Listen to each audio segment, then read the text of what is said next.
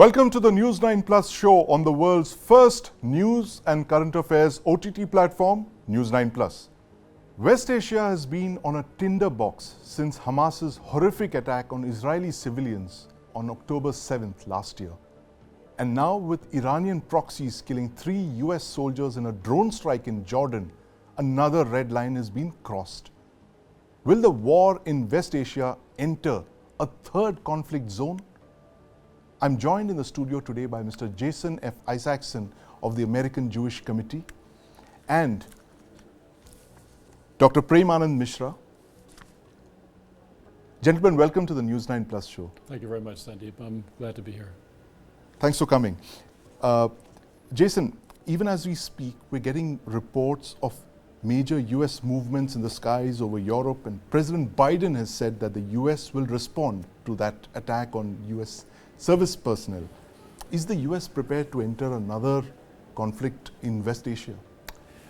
It's very clear the United States does not want to widen this conflict, but it's Iran that is widening the conflict, that is escalating this conflict.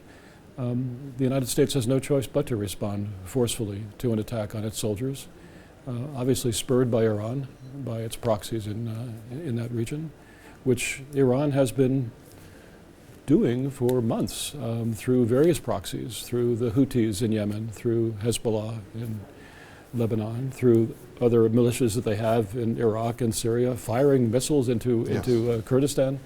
And it's intolerable. An attack on American forces, which have been, I think, some 150 attacks in the course of the last several months. This is the first time that American lives have been lost in that kind of attack. Right. But the United States will definitely respond.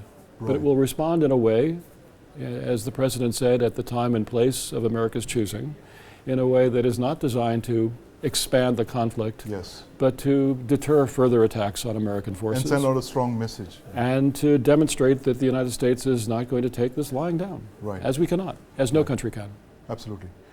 Dr. Mishra, I want to bring you in on this. The fact that the US has said that it's going to retaliate, and it will, because I mean that a red line has been crossed there with US soldiers being killed in action. But how does this complicate the situation, given the fact that you have peace talks in Paris for the release of hostages in the Israel-Hamas war? Thanks for having me. I think one of the important aspects is that why this particular incident has really happened now.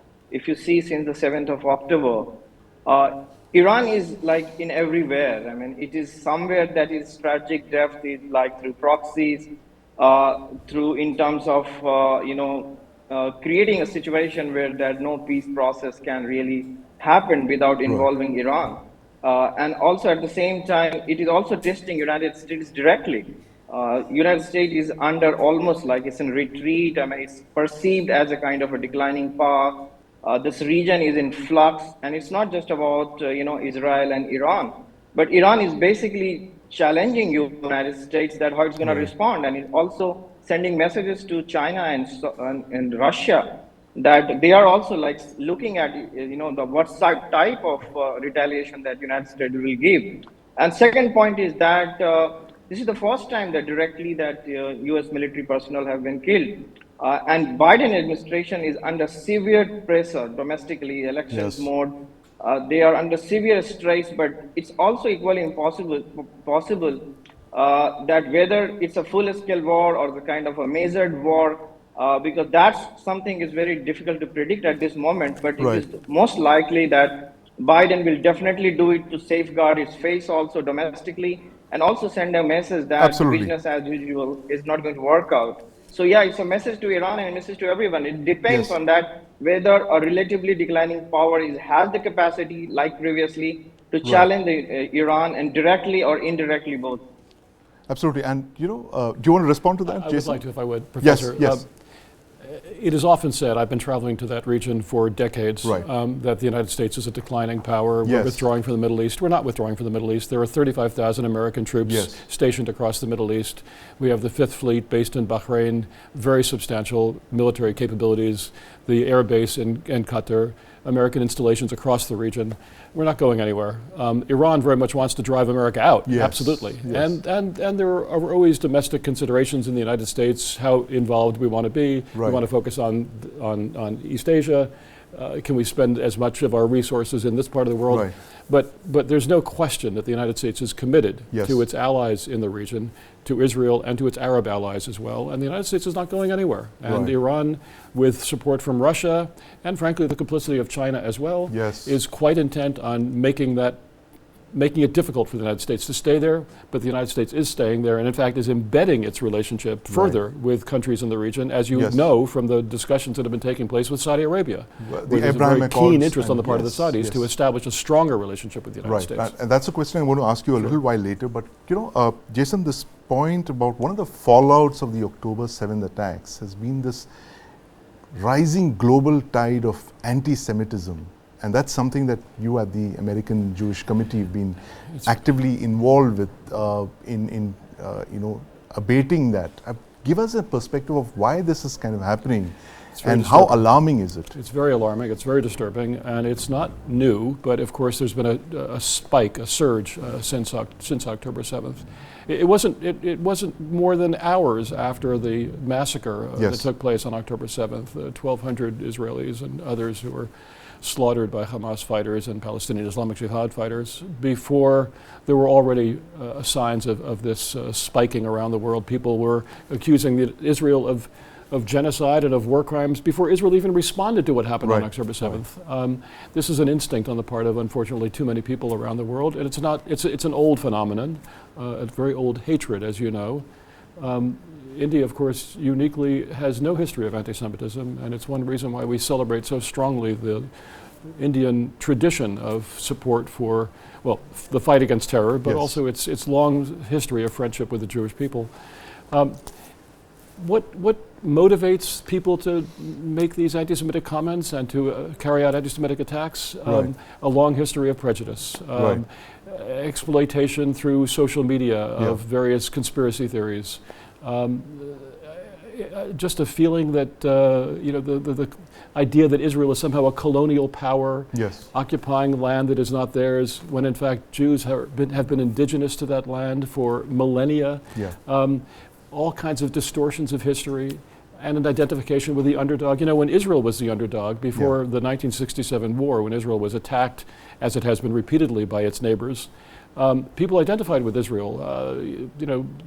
People from Sweden and elsewhere would live in kibbutzim in Israel and identify with the liberal spirit of Israel. Right. Then Israel beat back its oppressors who were attacking it, armies from the Arab world, and then suddenly Israel was now powerful, and therefore Israel was less a source of friendship, or rather an object of friendship for countries around the world. It's a terrible phenomenon that when Israel is the victim, and when Jews are the victim, people sympathize. When Jews somehow fight back against victimhood, that somehow they lose that status. So there have been many of these. It's social media issues, and just long-term pet prejudice that's been going on for centuries. Right, and in fact, this we just observed Holocaust Memorial Day a few days ago, the Shoah.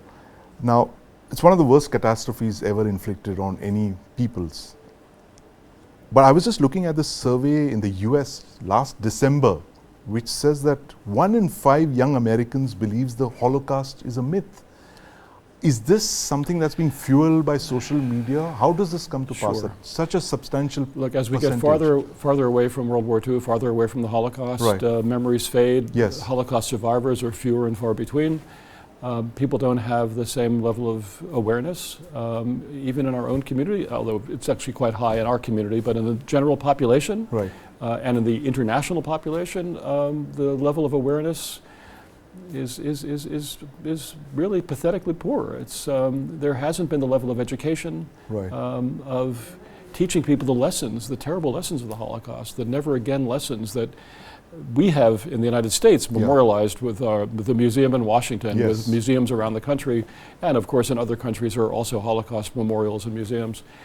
It's important to keep these lessons alive because it doesn't just affect Jews. We're a tiny minority. It affects every human being should learn the lessons of the Holocaust. That you cannot tolerate that kind of hatred, Right. because it then grows, it metastasizes, it becomes violent, it becomes, it leads to massacres, and that's Right. what we've seen. It leads to genocide. That cannot be tolerated, and so we cannot forget the lessons of the Holocaust. Yeah, Dr. Mishra, this thing about the Holocaust denials that's been going on. I mean, you're a scholar. You've studied this phenomenon, and it's being amplified by social media as well. Does this have to do a lot with the politics of West Asia right now, which is, Israel versus the Arabs, and supported by Iran? Is that being fueled by the current geopolitics as well? Yeah, actually, certainly it adds up the value, but it's not just something about the West Asia. I mean, there is a rabid anti-Semitism exists in Europe and across, particularly in France, particularly in other places. Yeah. Even in the United States, a lot of events have happened that synagogues were burned. And it's even the popular narrative, and if you say that particularly quote unquote Muslim world, they don't make a distinction between the Jewish community and the state of Israel. Sometimes partly also we blame to that whatever the ideological apparatus in which that state of Israel functions, sometimes it's also project that there is no distinction between the actions of Israel of state as a state Right. and the community. So it's a kind of not something about West Asia, but it's real, it's rabid, and it happens across.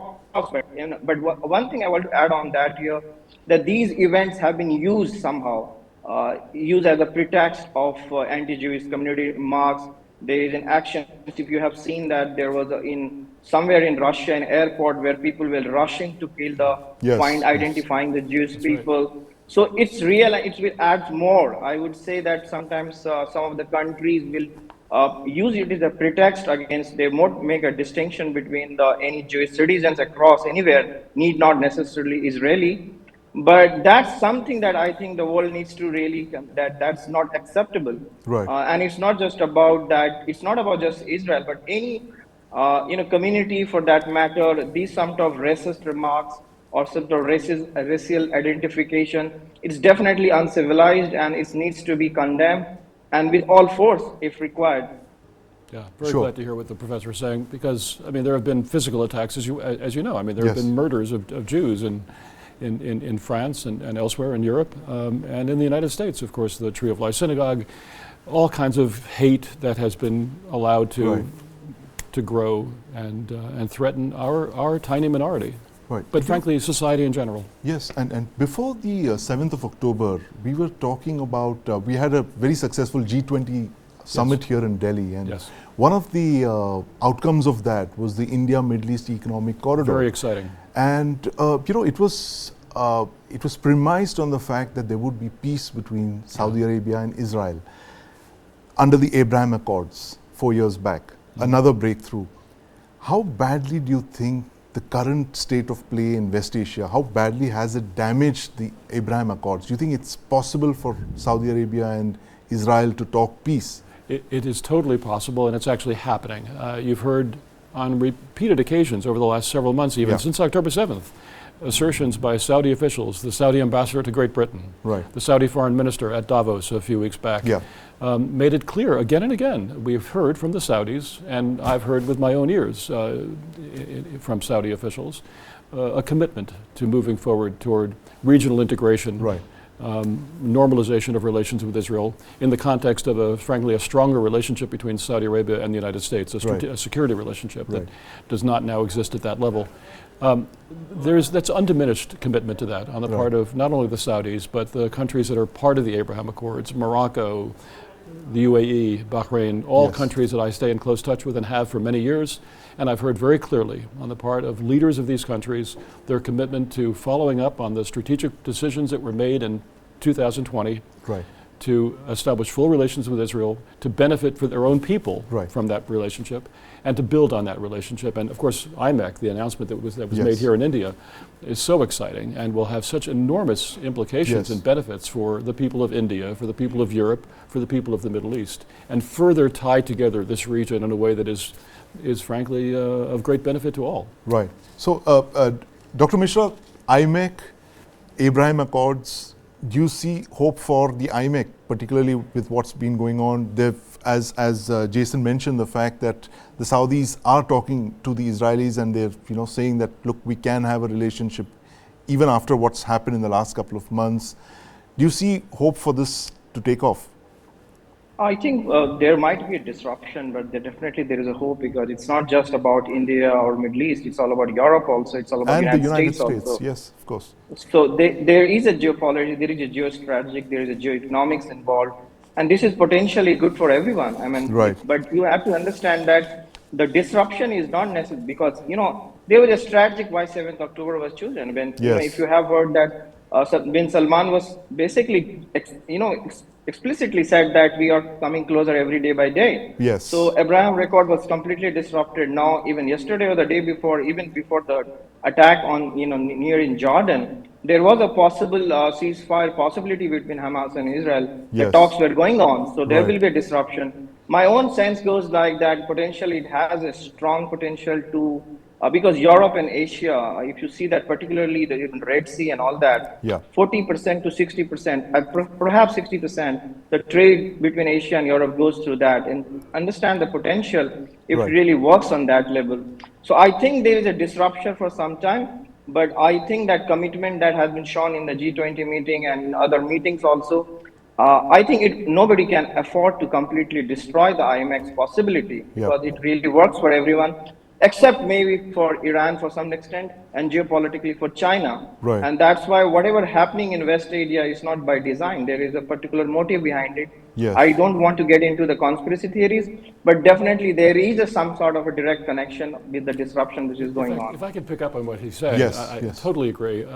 The fact is that it was so clear what's happened over the last 3 years Yes. with the growth of the Abraham Accords and the discussion about normalization between Saudi Arabia and Israel, that this represents the end of the Arab-Israeli conflict. Yes. And what country is intent on preventing the end of the Arab-Israeli conflict? Yeah. Iran. Right. Through its proxies across the region, it's doing everything it possibly can to disrupt that possibility Yeah. of the end of that conflict. Right. And so, whether someone picked up the phone in Tehran and said strike on October 7th is irrelevant. They have wanted very much for this to be Yes. disrupted.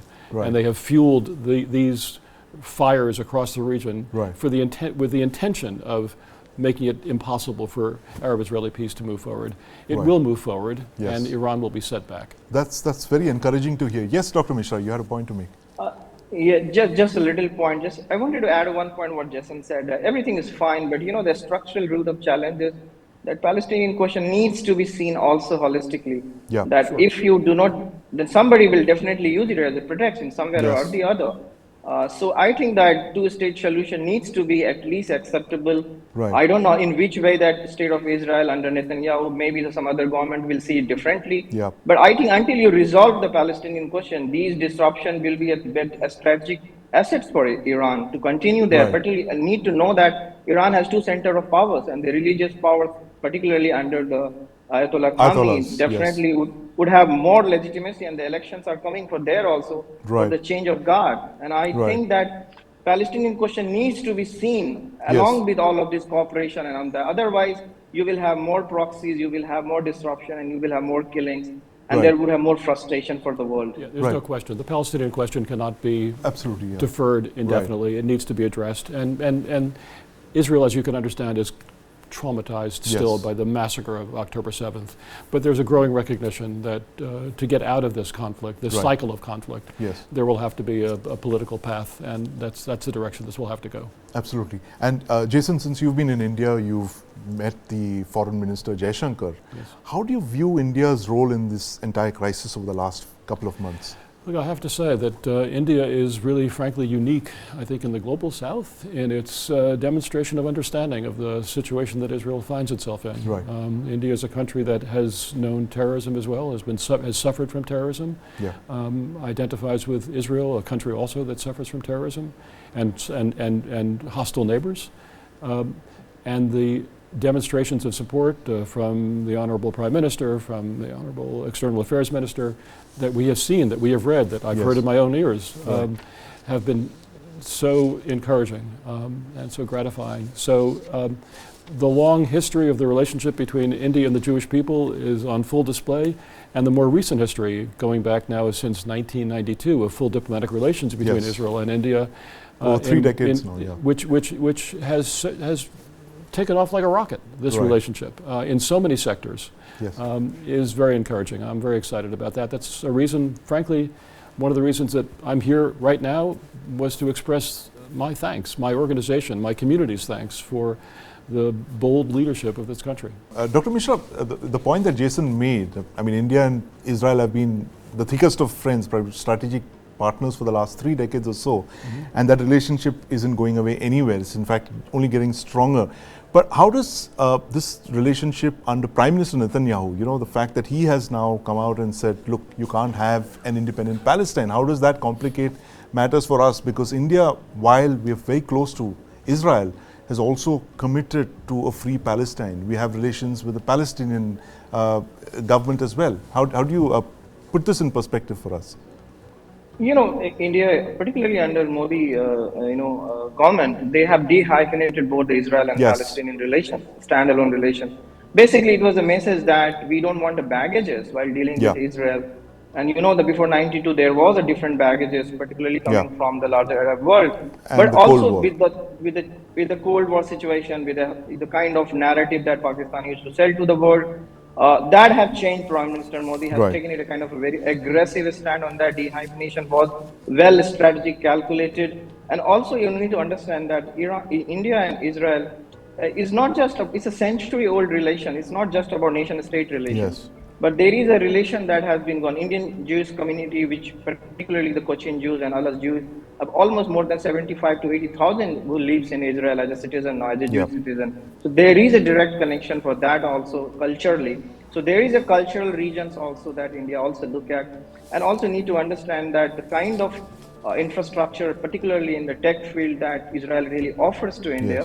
So it basically set them as a natural ally. But having said that, what Prime Minister Modi and particularly under Dr. Jaishankar and overall the India's foreign policy towards this region, they wanted to say that international law needs to be applicable everywhere, because that's somehow resolve many challenges. Because you know the proxy, the wars, and this and others, Iraq is not for war. It's not a cliche, but definitely it makes resonance with a lot of things. You know, stability requires for any development and for projections and the well-being for the people, whether it's Israel or Palestinian or India. So I think India is very well, placed in bringing if possible, there would be a kind of a rapprochement. And I think that even the Palestinian Authority looks at India sometimes, but you have to also understand that the geopolitics is not an easy game, it's a chess. So sometimes, but I think in the long-term investment that India wants to have to resolve a lot of problems, and engaging Israel, I think it's a kind of a very natural, trusted, long-term. And I think it will help both countries, India and Israel. Also needs to understand there is an American connection attached to both. And that's the kind of good relations between United States, and that's why the I2U2 was one of the kind of organization was created for that, because there is a good bonhomie going on between Europe, UAE and Israel, and that was India. A spin-off of the Abraham Accords. Absolutely, the I2U2. It was announced in Washington when Minister Jaishankar was in Washington at the same time that Sheikh Abdullah bin Zayed, the foreign minister of the UAE, was there. And they tied in the Israeli foreign minister and Tony Blinken and launched this really very exciting project to tie together the 4 countries in ways that will advance in specific areas, in food security and some other issues that would advance the interests of all the countries, and again involve India directly in the process of regional integration. Right, and in fact the IMEC would have been just a subset of larger extension of that. Absolutely, and that was, Dr. Mishra, you had a point to make? So international cooperation requires stability in particularly in the navigation, trade route, and all sort of things. So I think it's even in the best of the in Israel's if you say from that perspective, that they also need to understand that the resolving Palestinian question, at least in some way possible, which is acceptable, would be best possible scenario in years to come. I mean, you can't see there is a war does not just bring about casualty at the border. You create a kind of a mental health problem, paranoid kind of a citizens, and I think that in that scenario, international cooperation also required the domestic solutions. And I think in India can be and well placed in kind of creating a kind of a situation along with partners like United States, UAE, and Yes. all of these who wants good for the world and good for the different countries, including both Israel and Palestinians. Right. So I think in the best possible scenario, whether I make I2U2, it has a great potential, but at the same time, sometimes the domestic situation, sometimes the internal politics, and sometimes Yes. the strategic some sort of a depth that is some other country has, Yes. geopolitics goals and all of that, it has to be seen holistically. But I think that cooperation is required, peace is required for any development and well-being, and Yes. that's what India is striving for. And I think even Israel would concede to that. That's the best possible scenario for Right. If I could Israel. just pick up on Yes, something yes. that, I'm that going to Professor add was to saying. that as well, Jason. You could probably respond. Israel is a democracy. Yes. Democracies are noisy and Yeah. messy. Yes. My own country has a noisy and messy democracy. I can't speak to the Indian democracy. Yes. But this is what happens in democracies and in coalition governments as well. Sometimes there are voices that do not represent the government, but yet they're quite loud and people get confused. But I think that the good sense of the Israeli public Yes. recognizes once they recover from the trauma that they understandably are in right now, Yeah. that there has to be a political path forward, and it's going to include the Palestinians. There has to be a political path forward and it has to include the Palestinians. It's a very important conclusion there. Thank you very much, Jason, for your comments there, and Dr. Premanand Mishra for joining us on this show. Thank you, Sandeep. Thanks very much. Maharashtra Chief Minister Eknath Shinde has assured the state's Maratha community that they will get reservations. But these reservations could come at the cost of reservations for the state's OBC community. Now, this has triggered off angst among the state's OBCs, who make up 19% of the state's population. Now, the Maratha community is upset as well. And Maharashtra, with 48 seats, has the second largest number of Lok Sabha seats in parliament after Uttar Pradesh. It's crucial for the BJP's strategy to get over 400 seats in the Lok Sabha elections. But will Maharashtra's OBC Maratha discord derail the BJP's Mission 2024? Now, joining me to discuss this today are Haribao Rathod, former member of parliament, my colleague Kiran Tare, and my colleague Brijesh Pandey here in the studio at News 9. Gentlemen, welcome to the News 9 Plus show. I want to start by asking Mr. Rathod. Mr. Rathod, why are the OBCs opposed to the reservation quota for the Maratha community as promised by the Chief Minister Eknath Shinde? This is a totally political decision. Actually, Maratha community are a dominating community in Maharashtra. Yeah. I think near about out of 288 seats of the MLA, near about 161 only from the Maratha community. Right. And out of 48 seats from the MP, near about 36 MPs are from the only Maratha community. Right. Even though they are asking the OBC reservation, since the Maratha and Kunbi are near about the same community, that's why they have taken the benefit of nomenclature. Right. Nomenclature is the same. Those who are a farmer, they are normally Kunbi. Right. Yeah. And they are forwarding caste from among the OBC only, among the Kunbis. But politically and economically, they are strong, well up in Maharashtra. And they are gathered Manvant Rally, Jarangi Party. I think we've lost Mr. Rathod there, but Brijesh, I just want to bring you in on this. Damned if you do, damned if you don't. So what were the compulsions that made Eknath Shinde walk this tightrope of giving reservations? Well, I mean, the stats which has been rattled out by Mr. Rathore clearly indicates to the kind of influence Maratha community has on the political landscape of Maharashtra.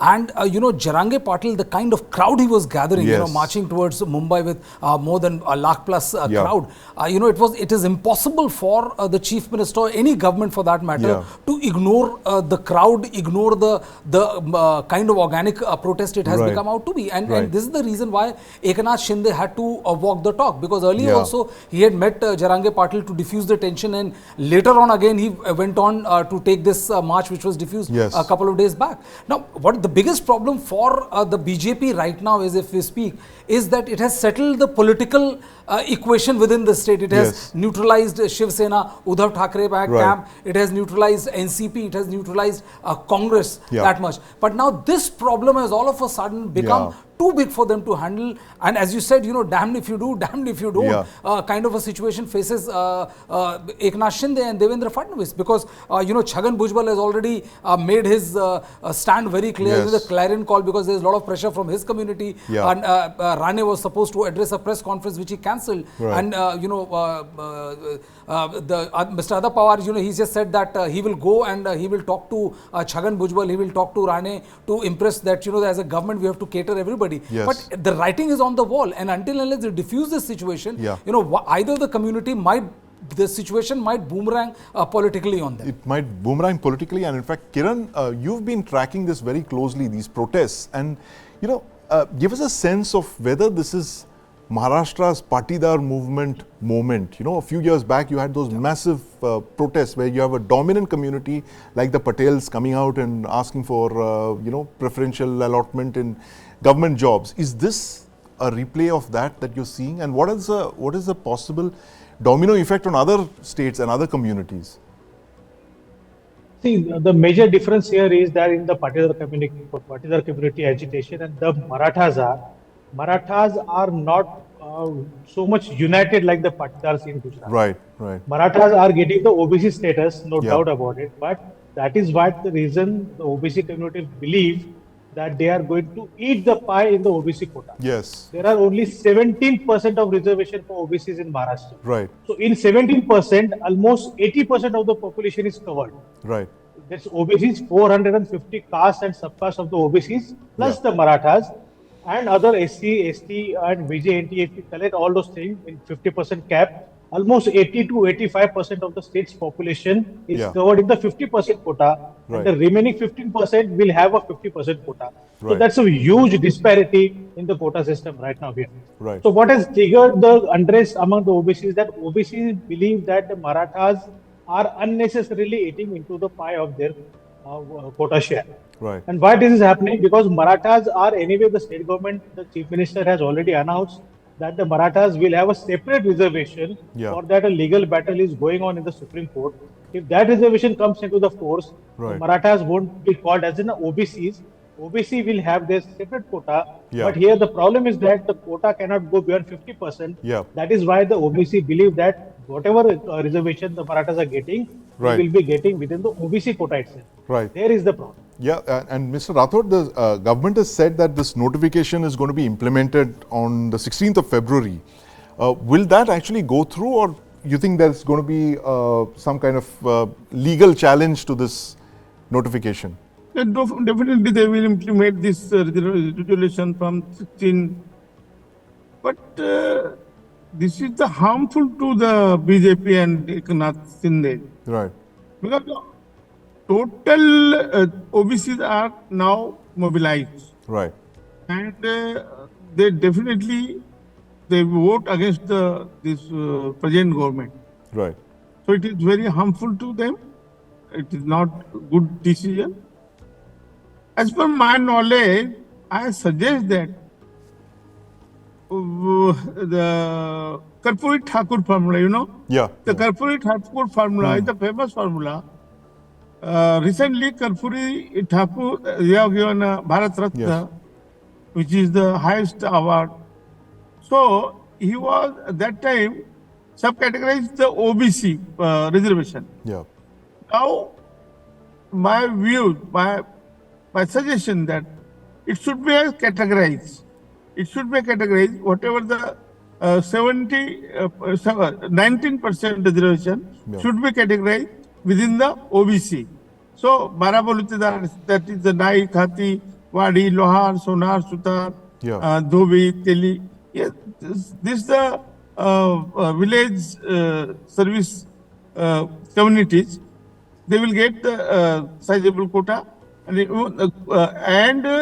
Kunbi Maratha should be together.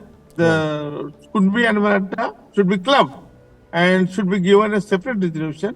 That is the sub-categorization should be done by the formula of the Karpuri Thakur formula, the famous formula in India. And Brijesh, that formula, I want to bring in, Mr. Rathod, I'm going to bring in Brijesh on this Karpuri Thakur formula, and since we have been assessing his role in this entire, dissection of the OBC reservation, do you think this will work in this Well, case? I think Karpuri Thakur formula we saw happening yesterday when Nitish Kumar switched side and joined. I honestly, in Bihar it works for the BJP because, Nitish Kumar was the face of caste census, and now that face has joined the BJP, and, along with him being part of the EBC adds to BJP's formidable, juggernaut role in the state of Bihar. And Bihar, along with Maharashtra, forms like 2 or 3 states where BJP wants to get maximum number of seats. Last time they were, in 2019, they were 39 out of 40 in Bihar. So they feel that with induction of Nitish Kumar, they will be in a position to win 30, again do 39 or win even 40 out of 40. So the same thing they would want to do in Maharashtra, but I honestly don't see it fizzling out the way it has happened in the state of Bihar. In Bihar right now, it is, it is generating the kind of heat, political heat. You see the kind of statement which has been made by Chhagan Bhujbal and other OBC leaders. They saying that it is not admissible. B, if the government forces it, immediately we will go to the court and seek legal recourse. So you don't see an immediate dying down of this OBC versus Maratha thing, and elections are just round the corner. So it's like month and a half, and you will be either in the first phase or the second phase of the election. So it's too close to the election for BJP to reap any benefits out of. And Kiran, this point that Brijesh made, the fact that it's so close to the elections and whatever calculations are being done now, do you think that there could be any benefits for the party, when you're looking at 48 seats, second largest chunk of Lok Sabha seats? How would the BJP benefit from this? The Maharashtra politicians have learned from their mistake previously they had done in 2019. What had happened that time, that the same kind of quota was allowed and it was struck down by the Supreme Court. Now they started blaming each other that it was the BJP who started allegations that Uddhav Thackeray who could not fight the legal case in a very effective manner. That's why the quota was struck down. Eknath Shinde will do the same thing. He will pass on the buck to Chhagan Bhujbal and others for striking down the quota if it happens. And see, Maharashtra has become a very caste identity oriented state in last 10 years. The caste identities and the caste asmita has become very sharpened. So whoever is going to the court will be held responsible for striking down this quota, and they know how to get a political benefit of that. Very important point there, Kiran. The fact that Maharashtra's caste awareness is sharply increased in the last decade or so, and that is what is going to make a resolution of this conflict that much more difficult. But thank you very much, Mr. Rathod, Kiran Thare and my colleague Brijesh Pandey for joining us today to talk about this OBCs versus Maratha pot boiler that's underway in Maharashtra. Thanks for watching.